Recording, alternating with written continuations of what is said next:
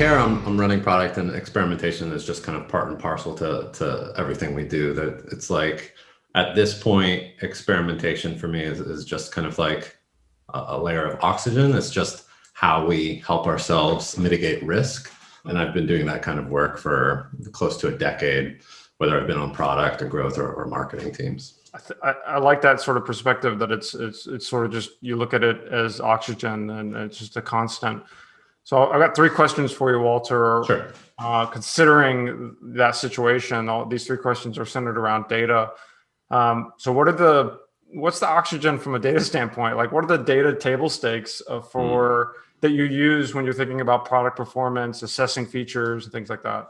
So from a broad product level, there are metrics like, acquisition, retention, monetization, but it's not really always possible to look at the features that make up your product and know how they're contributing to the overall product value with direct lines to those particular metrics. So what you need instead is to look at these feature level metrics and evaluate the features in the context of that product. So for each feature, table stakes there's a qualitative piece and then a quantitative piece. Qualitatively, I essentially want a feature map that tells me how does this feature contribute to the overall success of the product in a way that's like, who is this for? What's the target audience? What's the problem that we're trying to solve with this particular feature? How severe of a problem do we think it is? And what do we think the business impact and the strategic importance of this feature are? So I've got that kind of like feature map, and that's qualitatively kind of table stakes. And then quantitatively, I need to be able to see a few things. What's the adoption of this feature? If I'm looking at my total, what I know now is my target audience for the particular feature, what percentage of those people are actually using it? So what's my adoption? And then what's the retention? So of those people that have adopted it, how many are coming back to use a particular feature? That's just table stakes. And then ideally, I want to add a piece that's satisfaction to that. Of the retained users, how do they feel in terms of a customer effort score on that particular feature? And then if I have all of that, I can make some really good decisions on what to do with my features. Yeah, so my second question was around measurement around the perception of the product, which you went into, like the feature set, and then the brand, which may be that perception, how they feel about it. Because oftentimes you can imagine optimizing for engagement or optimizing for use when really people just don't want to. They want to use your product to save time and ultimately not use it. Your metrics can kind of flip the stakes. So my question here around the brand measurement, the satisfaction measurement, what are you using and not using on that side of things? Well, let me first go back to talking at that feature level. When we're talking about like a satisfaction metric or a customer effort score, the interesting thing with that is that you might have features that have really high adoption and retention, but what you'll see in why you want to measure also the satisfaction, if you have really low satisfaction scores on those features that are getting really high usage and retention, what you're seeing is a feature that people have to use to get the value out of your product potentially, but you haven't done a good job on the execution of it. So it really targets, hey, we need to work on the satisfaction of this feature in particular, because people will churn out of the program if this is a key feature and we're not doing it in a way that they need it done. But then when you talk about product level, and especially in terms of perception and brand, the common one that everybody uses is NPS. And I'm not a big fan of that for the only reason of like, I've never seen that be actionable in any company in an actionable way. So what do you do with that data that you're collecting? I don't think there's any greater offense to me than surveying users and not doing anything with that data to directly improve the user experience. So what are you going to do? I think the best solution to this problem was a write-up that you can read in First Round Review, and I'll send you the link to that. It's a great article by the founder of Superhuman, where he basically takes Sean Ellis's product market fit question, which is, how would you feel if you could no longer use the product? And you grade that on a 3-point Likert scale from very disappointed to not disappointed. But then he takes that and actually makes an actionable engine out of it by adding a few more questions. What do you think? What people do you think would benefit most from the product?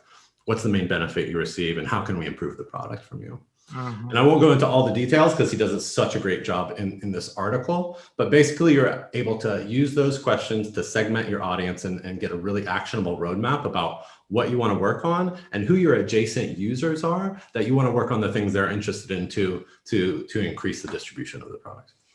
Yeah, that reminds me of some of the work. Do you know Jeff Sorrow out of Measuring You?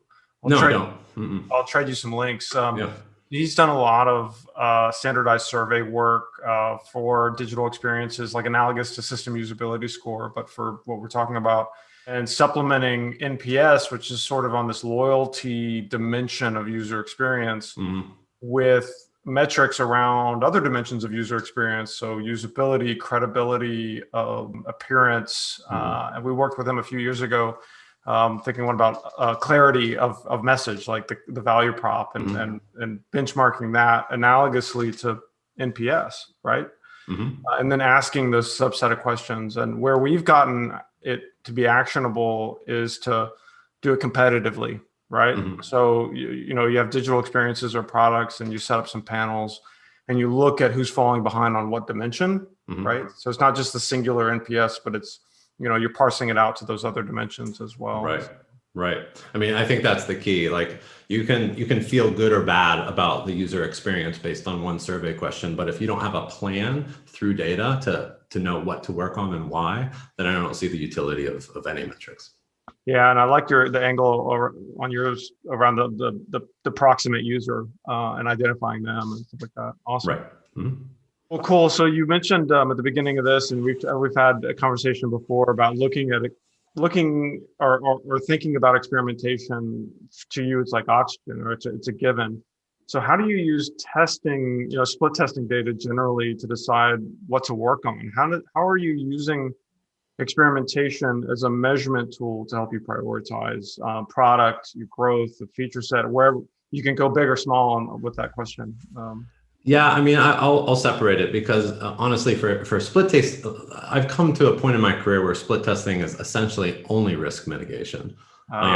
That's what we're doing with A/B testing is basically making sure that the insights we've already had, the insights we've already pressure tested, and the insights that we've concluded are the right things to work on through prototype testing actually test fine when they're a live user experience. So using a combination of feature flagging, progressive rollouts, and A/B testing, we're just making sure that the experiences that we put out there for the user aren't impacting the user experience negatively.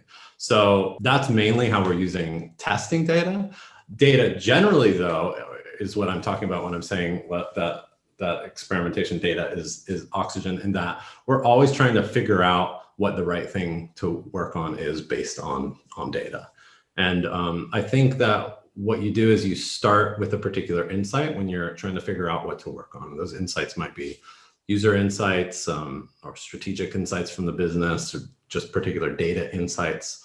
And then you have to kind of do that pressure testing where you're using data to figure it out. If it came from users, what percentage, what impact is it going to have?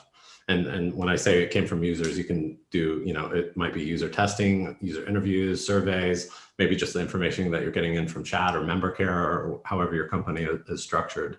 But actually to pressure test using data to say, should we work on, is this actually a thing or not? Yeah, it's a different type of data. Well, I'm going to push you just slightly on that. You mentioned the risk mitigation, which is it should be probably 90% of tests, right? And people looking at it that way have a very mature understanding of how that data can be used. But do you look at a category of testing of what I'm like calling strategic testing arbitrarily? So if you have a new channel, you're thinking about those proximate users or something like that, and you're like, okay, let's think about a growth strategy, and a strategy equals hypothesis. And let's test the strategy of like this new way of going. And it's, I guess you could flip it on its coin and also call that risk mitigation, but saying you're like changing up your monetization flow, adding a new product completely, like not just a feature, but new product, more of a strategic way of doing things. Would you still bucket that as risk mitigation, I guess? I mean, the classic consultant response is it depends. And I think that applies here. It depends. If what I'm trying to figure out, I'm going to assess the potential risk of it just qualitatively, like how bad would it be if we launched this and it didn't go well? What do I think is going to happen? And so there are different things I might discover with A/B testing that are just, is this the right value prop? Is this like simple things that I'm not too worried about what the overall impact is going to be on the user experience.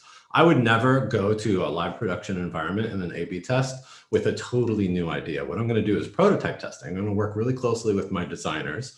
We're going to come up with these new bold ideas, and we're going to get them in front of users and just get some feedback on whether or not we're going in the right direction at all. There, I'm mitigating risk a lot more than if I'm now working with designers and developers and incurring that potential user impact risk by deploying, even if it's only to a percentage of my audience, the impact on things could be much more negative, and the time and money that you're wasting much higher if you're not doing that initial level of investigation, I think.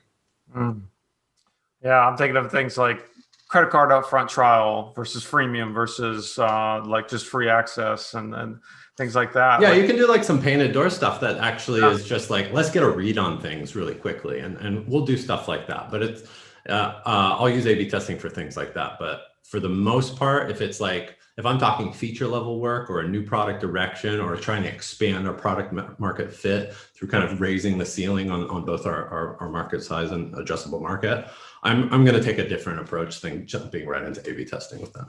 Yeah. Well, awesome. Walter, those are my 3 questions. That's it. I like to make them sort of bite-sized. Pretty good conversation there. Appreciate it. Yeah, thanks a lot.